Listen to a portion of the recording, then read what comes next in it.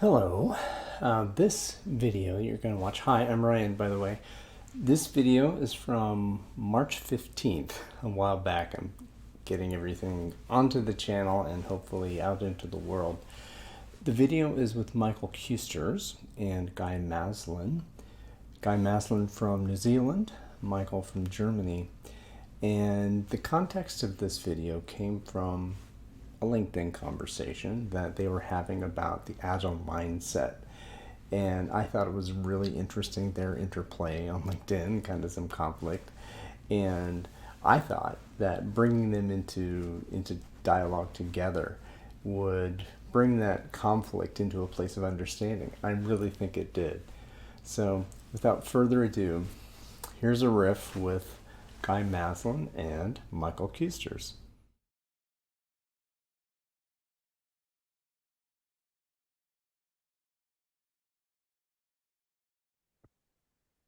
Agile is a mindset, yes or no?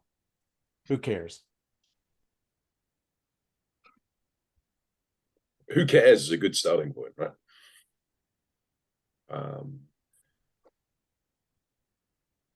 I think Agile as a mindset, to me, tended to leave itself towards not really defining what people meant by that. And so it kind of can become a bit weaponized, right? And so, you'll see a discussion where people will say something and someone else will say, well, that's not really an Agile mindset. And to me, it's a bit like the growth mindset thing. You've got a growth mindset, you're good. You haven't got a growth mindset. And I think the set of our mind is a bit more ephemeral than that. I think that sometimes we have the right mindset and sometimes we do not. And the set of our mind is the way I think about it. And I can explain where that came from in a bit. But so it's your current perspective on a situation. And sometimes we do all need reminding that our perspectives might be colored by other things and that we might be not operating in a way that is in alignment with our stated values and principles, right? So I see it more as a shorthand for locating yourself.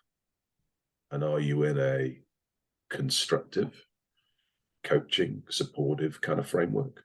Or are you more below the line, critiquing, closed-minded, etc.? But that's kind of where I come from on that. I think an interesting starting point might be to unwrap the term mindset to begin with. What does it even mean? Because I Yeah. believe that the term mindset itself, it can be understood in various ways, and from there we already get into a huge mess if we talk about mindset. I mean, Guy, you made a wonderful point that at any point in time, our way of thinking, our way of approaching a topic depends our current perspective, which is both the information we have and the experiences that we collected in the past. And those things change. Tomorrow's experiences include today's experience, but today's experiences simply don't. And I have to say, our meat CPU up here is nothing other than a prediction machine based on all of the information we have. We could go into what ChatGPT is doing and just connecting the dots based on all of the information that we consider relevant, and that is technically just a statistical function. We have collected a lot of evidence that certain things that we might call waterfall, they work for us. So we are prone to give those a higher probability of saying, let's try this one again. That doesn't mean we are in a binary true or false state where we could say we are agile or we are not agile.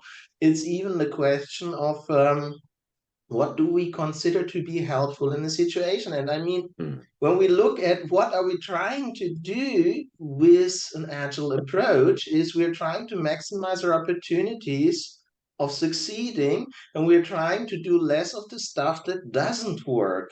But if my experience says that if we do it like this, it's more likely going to work, then of course I'm going to favor this opinion.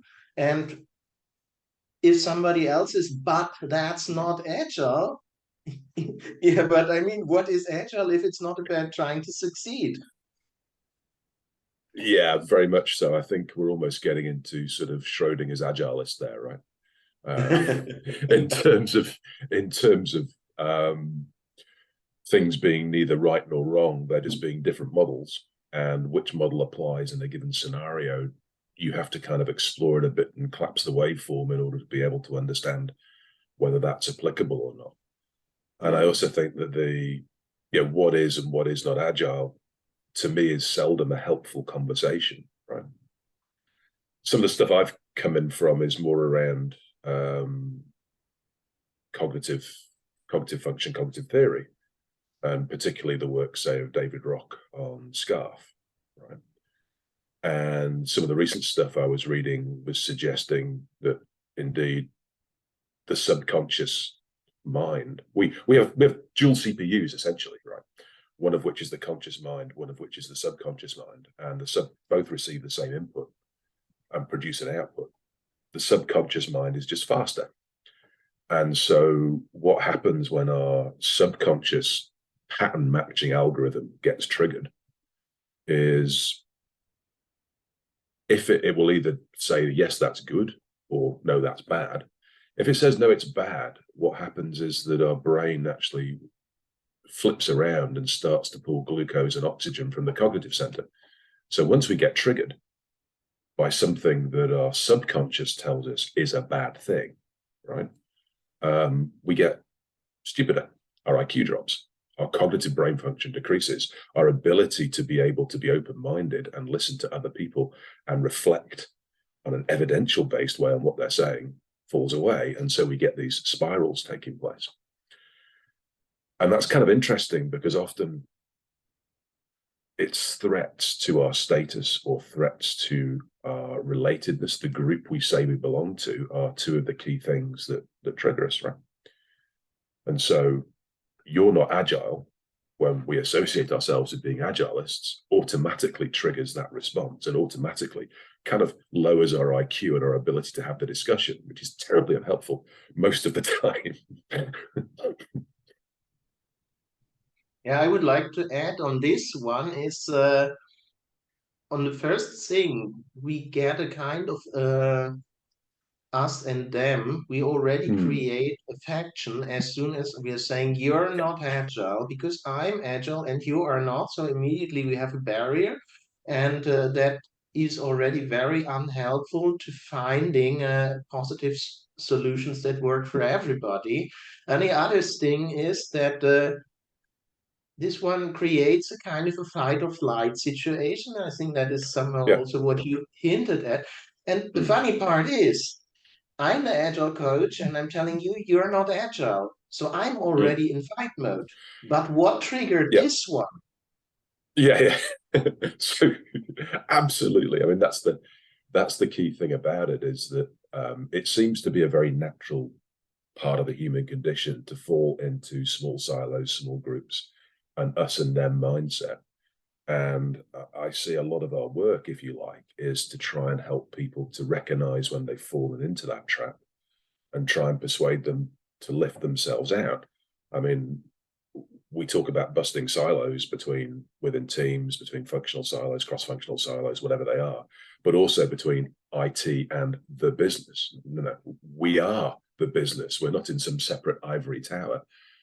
But almost all organizational structures seem to fall into that kind of silo behavior. So I think it does seem to be something that's sort of innately part of the subconscious that we have to locate ourselves and overcome each time, right?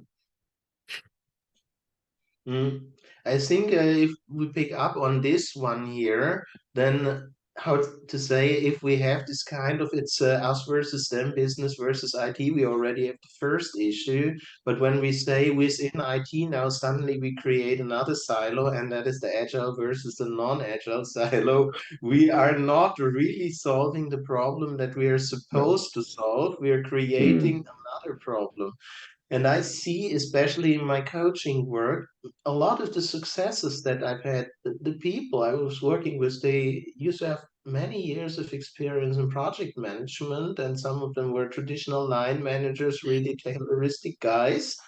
Um, you can't tell them you're not agile. You have to show them that there's a different way of seeing it. And many times they're really happy to say that I never considered this alternative, but that's an mm, invitational approach rather than a yeah, confrontational approach.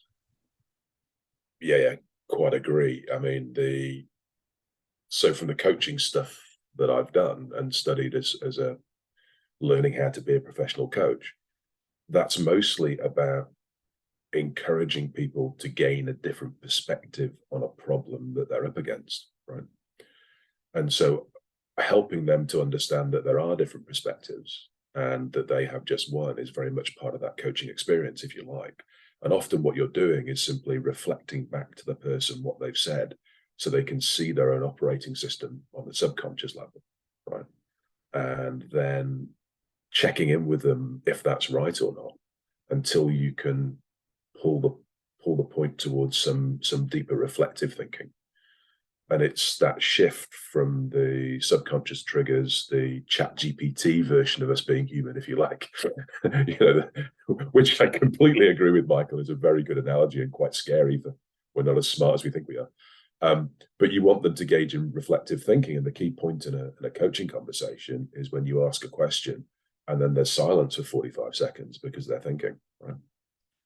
And that's the key part about coaching, right? Is encouraging reflective thinking in others. Mm. And especially, I think that the biggest lever for change is not saying you can't do it like the way you used to because it's not agile. But to rather focus on the things, okay, what have you been doing for years? And even though you consider it the best practice, it's never really worked for you. Because people have those things where they say, yeah, I've learned it to do it like this. But this is the second time, the 10th time, the 20th time we had the same lessons learned and it never changed. So that is where we can say, okay, maybe here the wiring is basically not optimal. I'd agree, and that's where I sort of start linking this across to organizational culture for me, right? And that links across to the work from the safety industry of Ron Westrum, which the DevOps world's picked up on, but also people like Patrick Hudson and so forth. Because you turn around and say, so what creates that siloed environment and what accelerates it? And what accelerates it is essentially a blame and fear culture. Okay, so when you are likely to be blamed and held accountable and responsible, you suddenly really get into those demarcations, the RACI matrix, right? What am I accountable for? What am I responsible for? Oh, this went wrong. That's not my fault. That was an upstream error, right? This went wrong. Oh, that's not my fault. It's a downstream error, right? And so we try and narrow down and define the scope of what we're doing. And I guess the point that Ron Westrum makes is that's kind of the first step that happens when you go straight from just blaming people, is you end up with a bureaucratic framework with lots and lots and lots of rules. And those rules are there to try and make things fair. Right? They're trying to make sure that responsibility for failure lands on the right person or the right group. Yeah. So it's not a bureaucracy in that context. That made me think about bureaucracies because they're not intrinsically evil, right? They're not trying to stop us from working. They're trying to make sure that the blame lands in the right place, yeah, that the right person is held to account. But of course, that whole holding somebody to account rather than seeing the complete system is kind of a problem. And so the siloed behavior comes from that desire to make sure that things are fair. But it sort of moves us further away from performance. Yeah, I think that when you mention this thing of bureaucratic rules, I mean, this is not talking about forms we need to fill. This is about who's in charge of what and who am I supposed to address when this or that thing happens. Hmm. What we see in practice is that this one is always vicious cycle. We create one rule. It was not enough, so we need to add another rule. It was not Yeah. enough, we need to add another rule. And at some point in time, we have so many rules. I sometimes like to make this funny analogy that you have three people, one person who picks up the screwdriver, another who picks up the screw, and a third who turns the screwdriver. Yeah, wonderful. So who's at fault when the screw is not in the wall? Very much so. I mean, the safety world, people joke about safety in name only. So a friend who worked in the mines in Australia was saying that, you know, they correlated having a large number of near miss reports with a safer organization.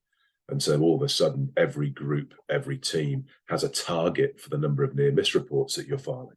So a near miss report is when an accident doesn't quite happen, but there's a lesson to be learned.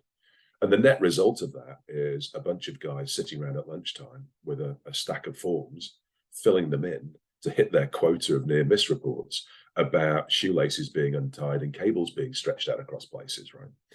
Now, of course, that doesn't actually change the accident rate at all, but we've got lots of data, right? and that's why I kind of like the idea of Hudson has a safety ladder rather than Westrum's ABC cultural time. I like the idea of a ladder because it suggests there's an inevitable stepping up and climbing up you have to follow in order to be able to improve that situation. And somewhere in the middle is this idea about lots and lots of information flowing up to a specialist group, right? Lots of reports being made, but nothing really changing on the ground because accidents are still happening. And I like that because I see that so often in an agile context, right, where you get a specialist group that is set up to impose. And I'm not particularly picking on safe here, right, but you know, you can get to a position where the product management office simply redefines itself as the lean agile center of excellence, the LACE, and then collects a lot of data, starts to flow the data back again, but on the ground floor, it's still actually how things are happening. Projects and things still go off kilter because you have the bureaucracy, but you don't have the mindset. Right? But I see it as a progression, and the question is, you know, having identified that, can we present this model and say, well, we're in the middle now. What do we have to do to move up the ladder? Hmm. I feel this point that you're touching is really interesting from a different perspective because what we see, how to say, in organizations that do the lean agile center of excellence by hiring a bunch of coaches. They Mm. could be external, they could be new hires, they could be new to this entire agile thing. It doesn't matter at all. They suddenly stand between the management organization and the execute Mm. the delivery departments that execute and the problems that happen at shop floor level, they get made known to this group in the middle. And then it becomes a very interesting question. What are they going to do with this information? And Mm. again, not trying to pick up on safe, but especially in large enterprise transformations, those groups tend to Yeah. become a black hole for information, and the Mm. better teams get at visualizing and making impediments visible through the organization, the more this black hole stops the transformation. And that's where this entire you're not agile kind of thing leads itself ad absurdum, because you have Mm. teams who really want, they might even have former non-agile project managers moving into scrum master roles, and they also want to be agile, but then they find themselves blocked at being so. I think, yeah, exactly, and that's where I find Hudson's safety ladder's got a really nice piece at the end of it when he talks about what he means by generative. And I've posted this on LinkedIn a fair bit, so you guys might be familiar with the idea. But it's this notion that the team's role and all the team's role is to highlight the systemic issues that stop them performing. And by systemic, I mean the things that are built into the entire way of working that is slowing down how they're performing. And the team should be dealing with all the things within the team that are preventing them from performing. But sooner or later, you hit a systemic problem. Let's say the change process. Our change process takes a week, right? So we can't deploy faster than a week. And management's job is to take those systemic issues, prioritize them, and fix them, right? And so there's a clear separation between management, who have the systemic overview, and the formal and informal authority to act, right, at that scale. And again, SAFE tries to get there with the inspect and adapt event, where you pull together a large group of people and you focus on one problem and you push these things up. And the real question then becomes, is the management group behaving as a cohesive leadership team with their own Kanban, where they are prioritizing one big systemic issue, understanding how that impacts on the organization, the benefits of addressing it, and then trying to solve that iteratively and incrementally. And I think it's kind of that simple in a way. And, I've reached a point with the team I'm working with now where they've highlighted 3 or 4 systemic issues, and it's a project and it's a short-term endeavor. So we're trying to make sure that those lessons learned do get raised up and say, well, here are the things that slowed us down and the things that you might consider addressing. But it can be hard for that message to be absorbed, which again is why Westrom says in a generative environment, messengers are trained. So they won't be ignored and they won't be shot. You actually have to train people in how to present information upwards in the organization in a cohesive way, so that it's an invitation for management to help, right? Yes. Right. Yeah. I didn't buy that when I hired you, Agile coach. I can tell you how to perform. Do you want a high performance organization or not? I can move somewhere else if you don't. It's easy.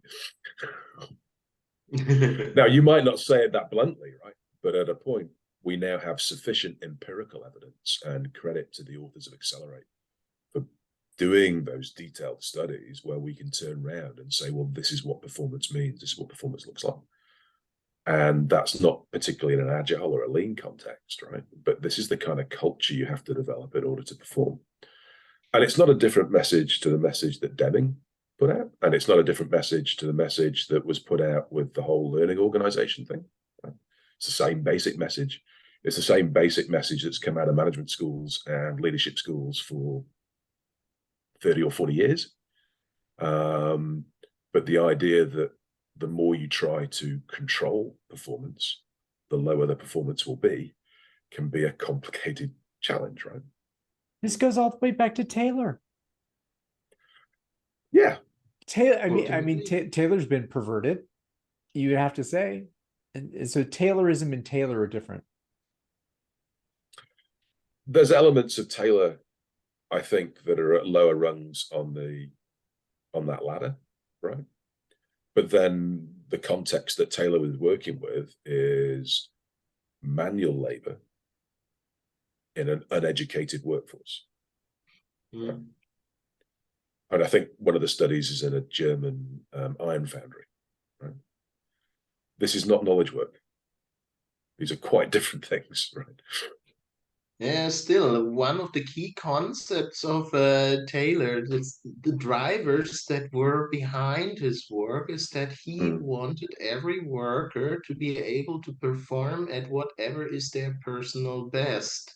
So to create an environment where workers are not just doing as told without being in control of the results, but to shape systems where workers can actually generate positive results. And in that context, it doesn't matter whether it's menial labor, manual labor, or knowledge work. The challenge is still the same, that when people are not in charge of the outcomes they generate, then and that is coming again back to what kind of systems do we shape? Can we reward or punish, blame, or even praise outcomes when people are not in charge of them? I seem to have frozen. We're back to that binary X is good, Y is bad kind of thinking. And you know, the other one that I kind of rag on a bit is people talking about a command and control mindset, right? And command and control is kind of interesting when you look at it. And a lot of military organizations have moved towards something called mission command.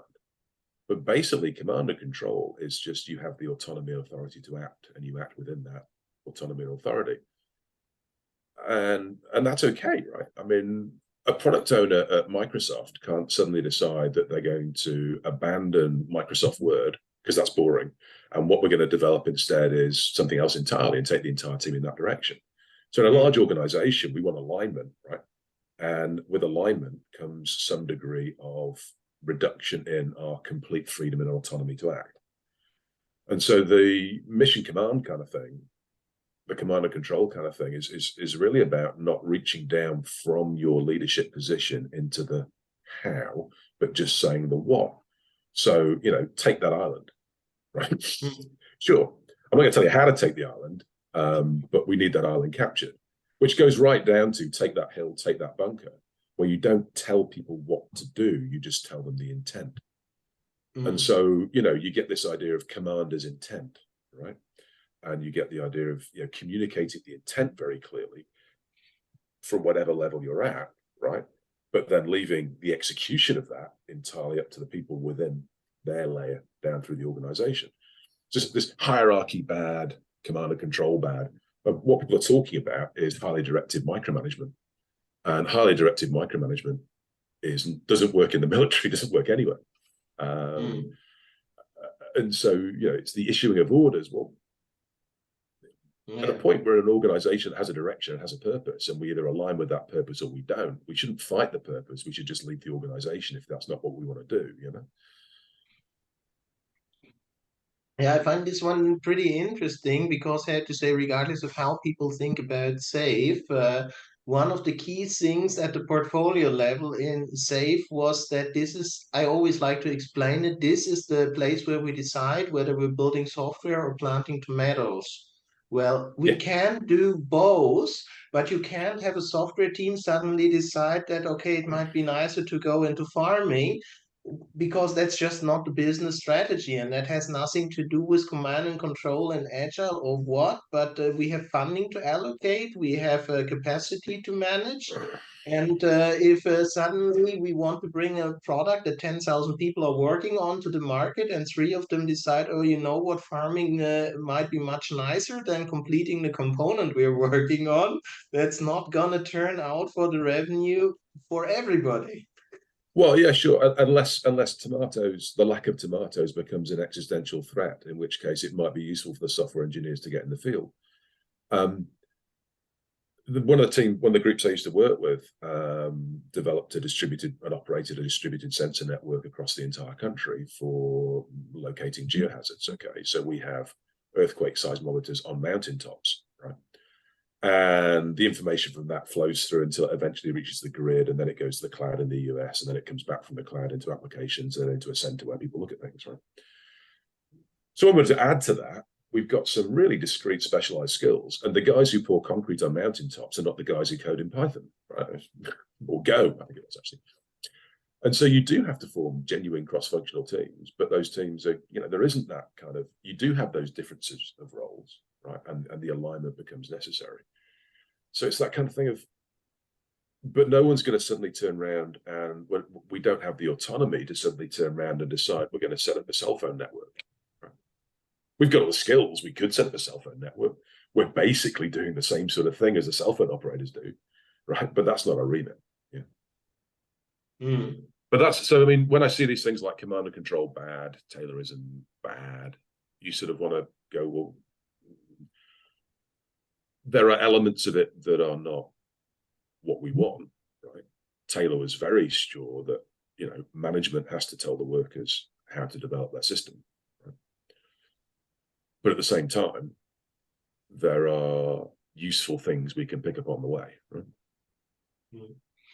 I think one of the interesting things is when it comes to shaping and designing the system, that this is a traditional management responsibility.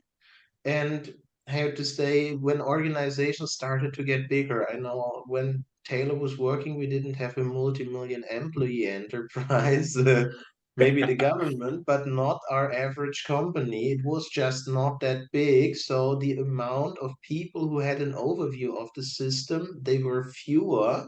And of course, you need, and I think that is also one of the things that the Agile community is underestimating at a large scale. You need skills, understanding, and experience if you want to reshape an entire organizational system.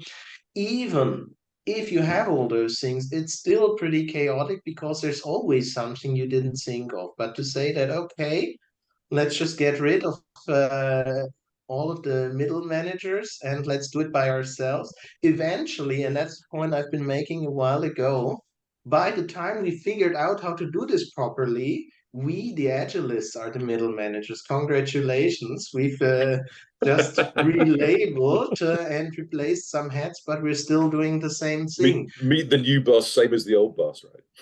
Yeah, probably. Animal Farm comes to mind.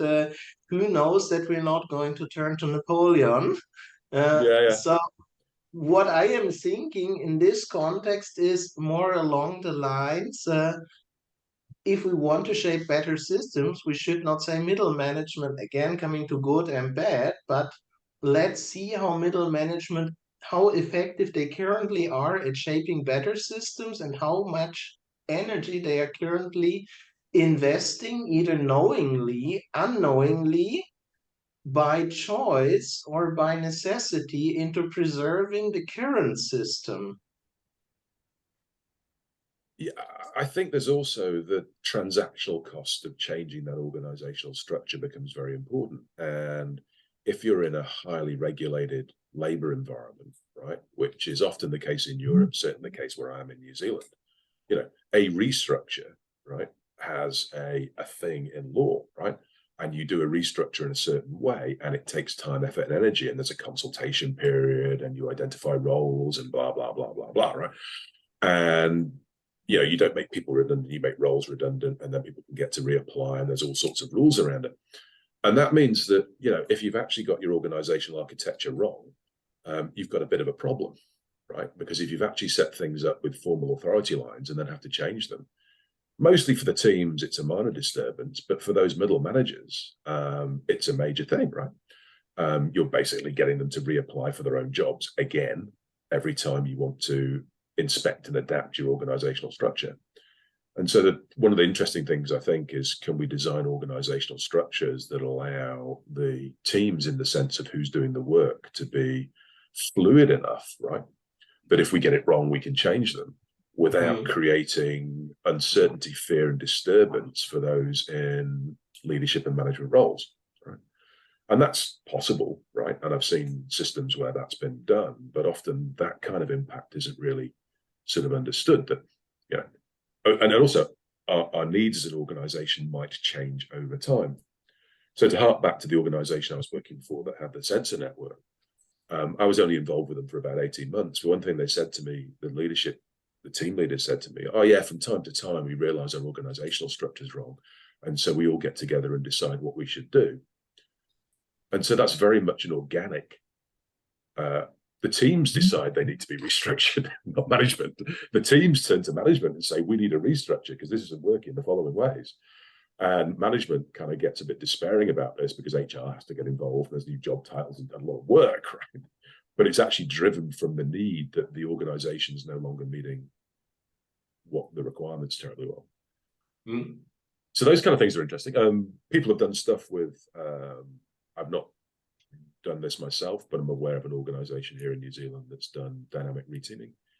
So every 6 months they re-squadify. And it's almost like a hackathon style thing where people pitch what they're going to do, and you have this process of forming teams up organically where people want to work. And doing that every 6 months keeps things fresh. So I think there's things we can do like that where we can restructure. But they're quite radical from a hierarchical structural perspective and require a bit of different perspectives. I was just thinking whether now is a time for a commercial because how to say this is getting right in line with what I've created the top structure for that Yeah. you give teams a clear way of figuring out, okay, which outcomes would we like to achieve that we can't achieve currently, and then forming a cross-cutting coalition both on an operative level and pull management in. It could be just to, okay, may only need one information from you, and that Mm. is, can we do this, yes or no? If the answer is no, we need to change the coalition to find out what and who do we need to talk with and about in order to make some progress here. We can keep this one very simple and lean. And what happens is that if I can't do it on my level, then at least Mm. the idea is known to my manager. And if I can communicate, not just I want to do this because it feels better, but I want to do this because we're talking about 30% effort reduction or some Yeah. stuff like that, then my manager has a self-interest in saying, I would like to get the best performance out of my folks because that is saving money for the company. So they will automatically say, okay, where is this on the list of my goals? Is this now my highest goal to get this one, or is it just a small battlefield? And I have to tell folks, it's interesting, but we have bigger issues to take care of. Or if it is one of the big issues, I can form my own coalition with other Mm. folks to say that, look, I'm just going to create a benefit for all of us here who's with Mm. me.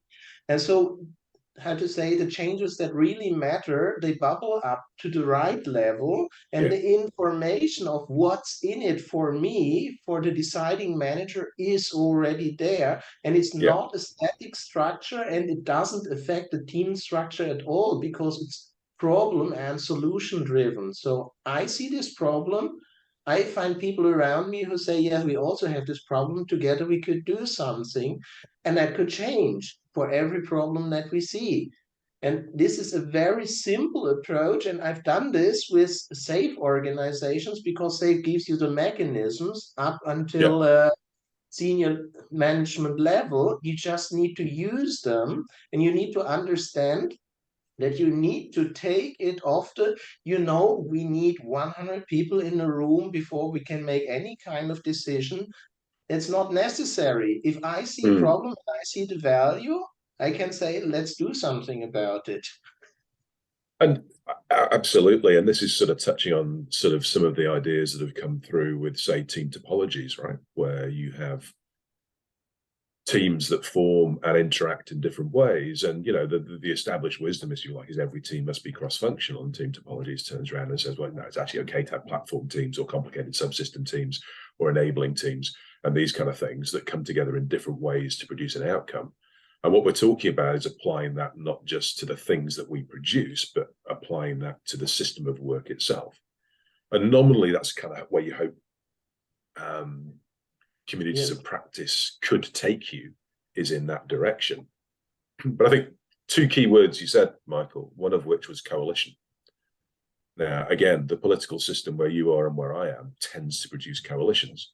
In fact, we haven't had one in the current electoral cycle, which is radically unusual and the first time, and no one knows quite what to do because we had a majority government. We normally have coalitions. Therefore, the business of actually negotiation to get mutual goals is intrinsic, right? And the coalition is understood in that way. Right? And I think the second thing around it was the notion that we have to be able to communicate effectively, right? Mm. We have to be able to communicate those ideas up to management in a way that is, a problem in 3-word statements, or that clearly outlines the core benefits, or perhaps quantifies the core benefit that we're trying to obtain, so that the decision to say, yes, proceed with this, or this is what we're going to do, or this is what our projected model says that we will get as an outcome, is clearly understood. And what I tend to see in IT organizations is a very strong emphasis on technical skills and training, and a very low emphasis on non-technical skills and training. By non-technical, I mean everything from understanding the business to understanding how to effectively communicate with senior leadership. And so I tend to bring a lot of those things in. Yeah, how you read a finance balance sheet, right? How do you read the finance of your company? Do you understand the finances of your company? If you don't kind of understand the finance of your company, you really don't understand your business. It's sort of that simple. If you don't understand your business, then how can you actually change any of that system of work? Yeah, I think that that is one of the weird things.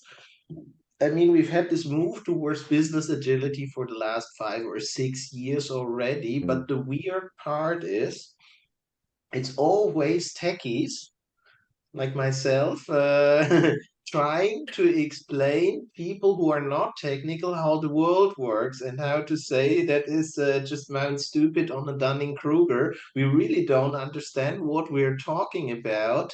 And we're trying to tell the folks who've been doing this for 20, 25, 30 years how they should be doing it. And they say, get educated a bit. Yeah, it's Yeah. true. Wait a second. I'm paying your bills. So I'm in the business, and I'm paying for you. I wonder. I might know a little bit about what I'm doing if I'm there. Well, but I think to some extent, large chunks of business has been working in collaborative, cooperative, agile, and lean ways for decades. Once you give people freedom to organize their own system of work, and that's not a unique thing to IT, right? You tend to see it. I go down to my garage, there's a Kanban board there showing how the cars are being fixed and in what order. I take my son to the hospital because he's hurt himself. There's a Kanban board there, right? Where they've got priority and how things are being allocated and how things are being done. Emergency management, right? The New Zealand SIM system, coordinated incident management system. Again, there's a board that's very much like a Kanban board, right, in place to visually represent the work so you can see what's happening, so we can inspect and adapt the plans all the time. So I think these, collaborative teams, cooperative teams, working in rapidly changing environments, all these things, plenty of, and this is really why I look outside of the agile bubble at how other people do things, because mostly these are solved problems. It's just that other domains have got there first. I mean, even lean, right? Manufacturing got to lean before software development did. Yeah, and even things like Scrum, you see a lot of sales teams practically doing something that is very similar to that, except that they don't call it a sprint goal, it's just a sales objective, Yeah. which might often be simply meeting certain quotas or acquiring certain key customers. So there's not nearly as much uncertainty as we have in Scrum. But the process that they're doing, frequently getting together, okay, how far are we on this deal? Have we made the pitch? Where's the customer in the funnel? Is the contract out? Those kind of conversations happen on a daily basis. The team is getting together. And if anything unexpected occurs, so we send out the contract and the customer disagreed, emergency. Yeah. So they are probably even better at emergency responses than we are in our Scrum team, who says, okay, so the house is burning, let's talk about it in a daily tomorrow. Very true. And it was interesting working with a lot of people from the military or in a military context. So the release train engineer I was working with had been a field army officer, right, at a fairly senior level. And, he was translating army military terminology into agile terminology, right? But recognizing, in the military all the time, you have to make decisions about what to do based on incomplete information. It's kind of the nature of being in those scenarios. But of course, the scenarios he's dealing with are far more critical than most software scenarios. In a military context, people are going to die, right? Very rare in a software context that a P1 incident leads that way, And so they're actually, it makes software seem easy, right, by comparison. I guess this is something, we're probably at a point where we may be thinking about landing here, but you're bringing it back to the fact that this is happening in the military. And I wrote down when we were talking about safety. Well, safety in a military environment, safe from bullets. You want to be safe from some kind of explosion happening, physical safety and harm. What danger exactly are we facing in software development and white collar work? I think And that a what lot of the danger we face is fictional. That's it's just the fear of messing up and getting our manager to tell us that we just messed up. And even how to say, in management, the fear of something going wrong is quite often fairly irrational. And the systems that we're setting up in order to keep things under control, they're actually increasing both the Mm. probability and impact of things going wrong.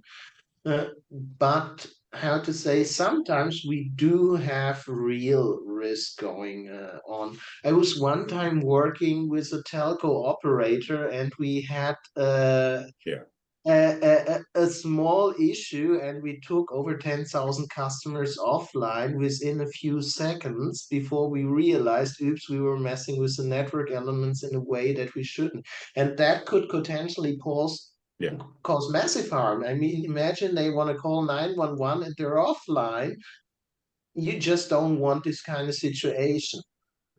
So that takes you towards sort of safety, the difference between safety critical software engineering, right, and regular software engineering. I think we do often face a genuine threat, right? People have mortgages to pay, they have expenses, they don't want to lose their jobs, they don't want their company to go under. Large organizations should hopefully experience that a bit less, right? So you shouldn't really be faced with an existential threat to your organization all the time, right? But at a small company scale, at a startup scale, those existential threats are pretty real. And I think it's those existential threats that lead people away to, pragmatism, right? And the idea of ethical dissonance. These are our values, these are our principles, but we've got to suppress those at the moment, right? Because there is this existential threat over here. Yeah. And so we have to temporarily relax our standards, right, in order to deal with this thing. And we'll get back to it. And the old lie, we'll fix it later. Right? We'll deal with that later.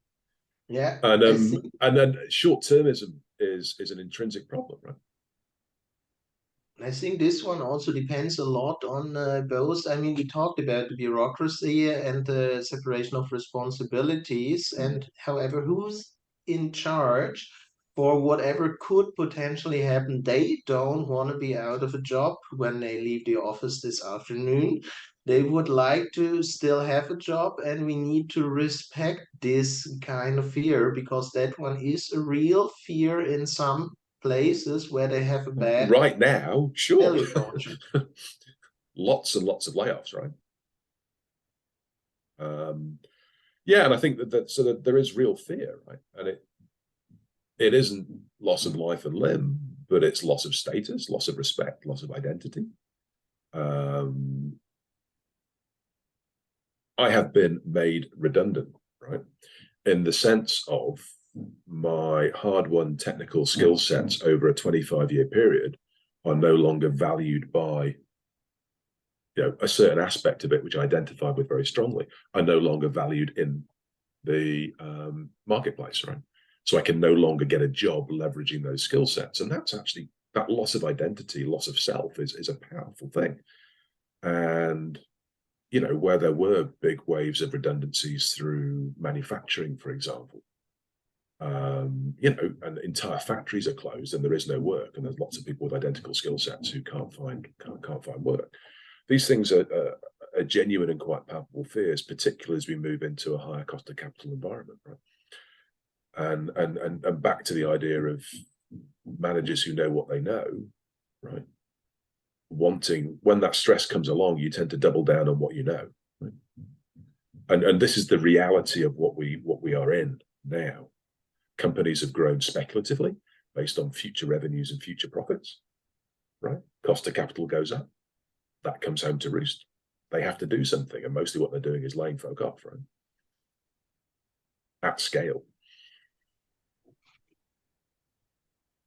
And if we come back to how to say you're not agile or you don't have an agile mindset in this context, Yeah. a lot of things, I mean, when we even think about the origins of Scrum is a new product development game. So it's when we are in a growth cycle, when we're in an innovation cycle. But how does this entire thing turn out when the industry is not about doing new, big, fancy things, investing and so on, but Pull basically back to the core preserving and life. focus is this.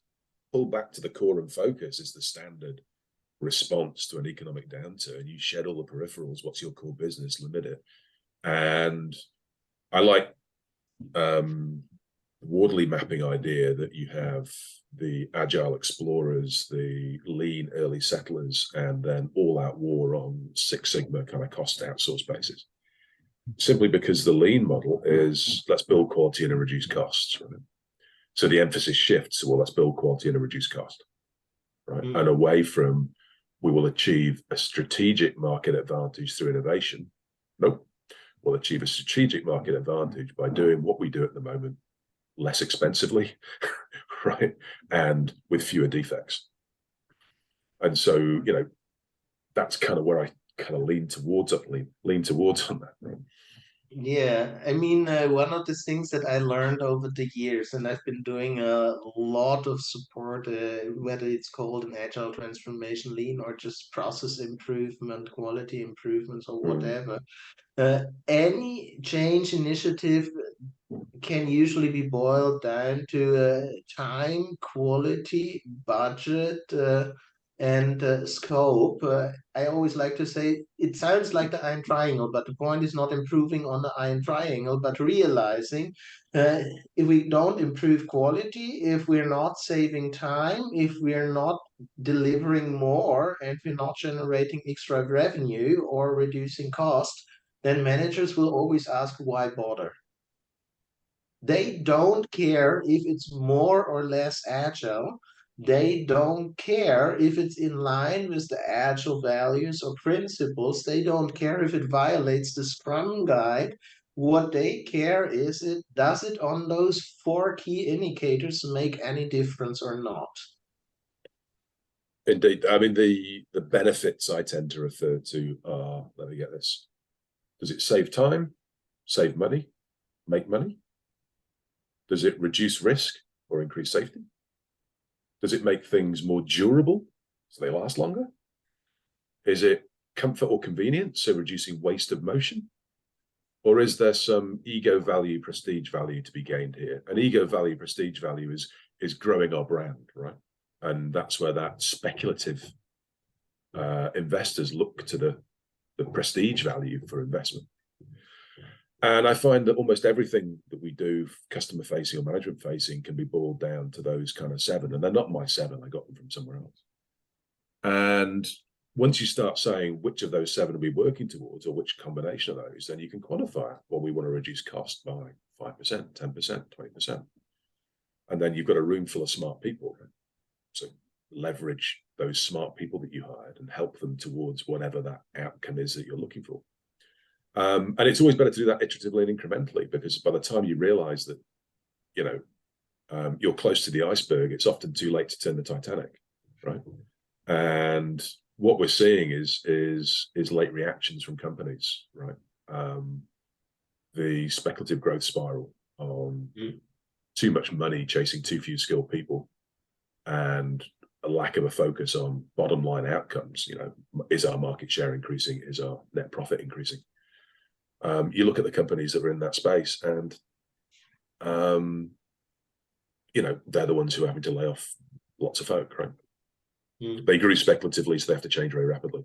And companies, in an agile sense, at scale, you're agile when you sell a business, right, or buy a business, or you shut down a division, right?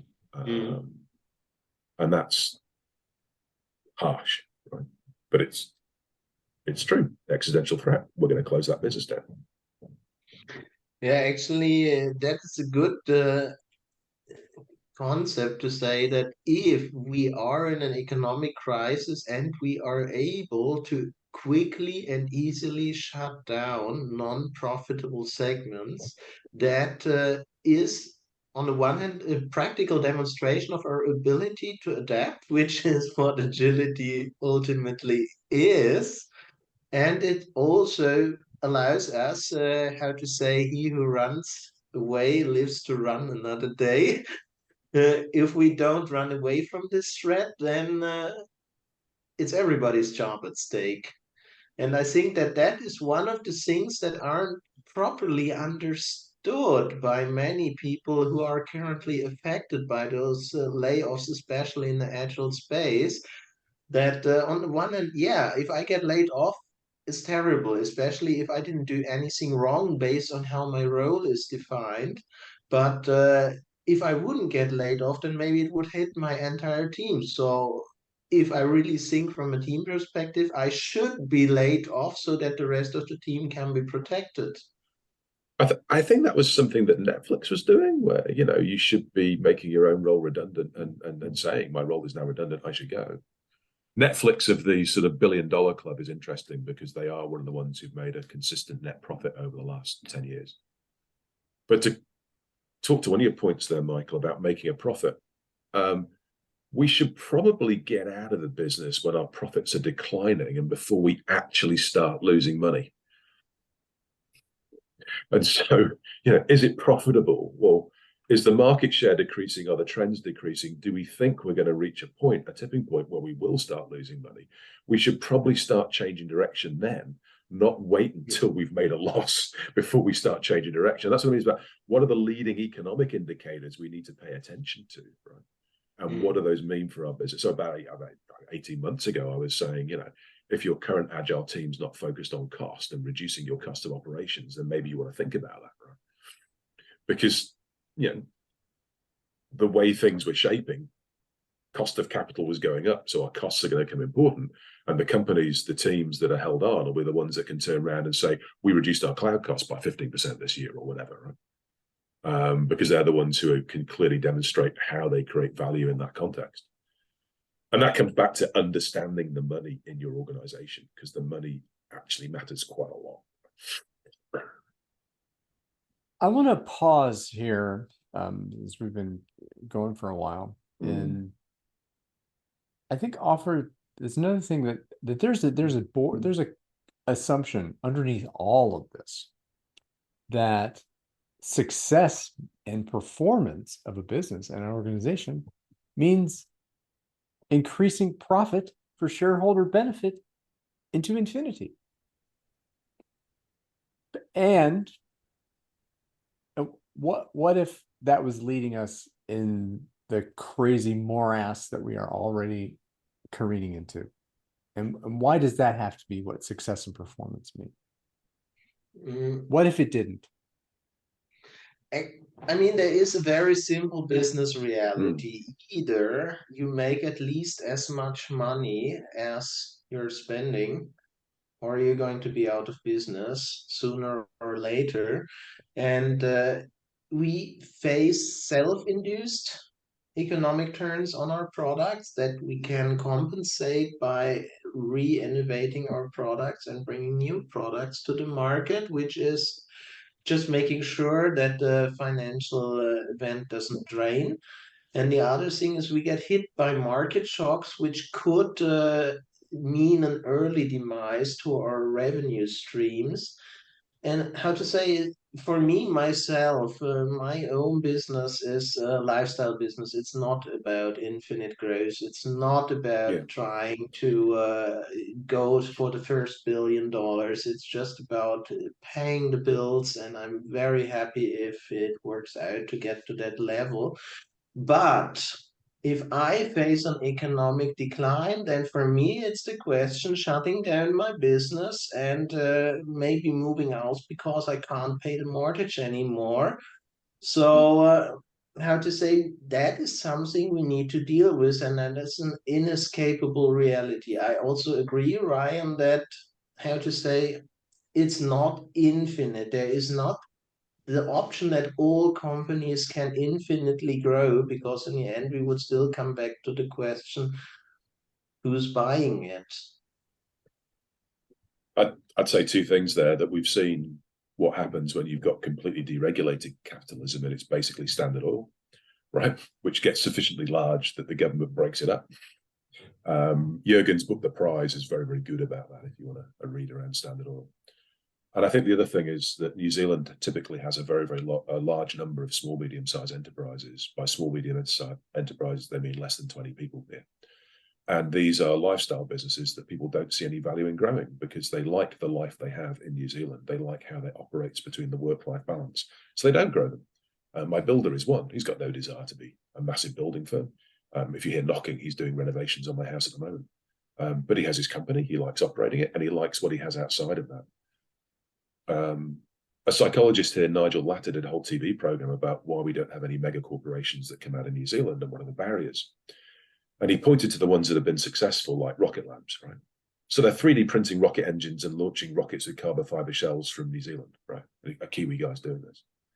But amazing business. And his conclusion was that the reason why New Zealand isn't necessarily massively successful with huge companies is people can't be bothered. Quite simply, the reality of living in New Zealand is nice enough. And so there's this thing where New Zealand companies get to about the 5 to 20 million mark, and then typically the founders sell them off to some multinational and the business goes offshore because that's enough money, right, to have a really nice life here. And that's all that people want, right? Because for me, I'm not stuck in the industrial town in the Midlands where I grew up in the UK. I can look outside, I can see the mountains and the sea. And if I had an option where I could sell a company for 5 to 20 million to someone who's on the investor visa category who needs to buy that kind of company to get a Kiwi passport, say, right? And there's a whole cottage industry here around building up companies to about the 5 million level so rich investors can get New Zealand passports. Cool. But, so the growth model is a good point. Sometimes you can stay small, you can stay agile. It can still be fun. You can still enjoy yourselves. You can evolve, but without that pressure to become a multinational. Right? Indeed. Would either of you wish to speak any intent into the circle here before we diverge?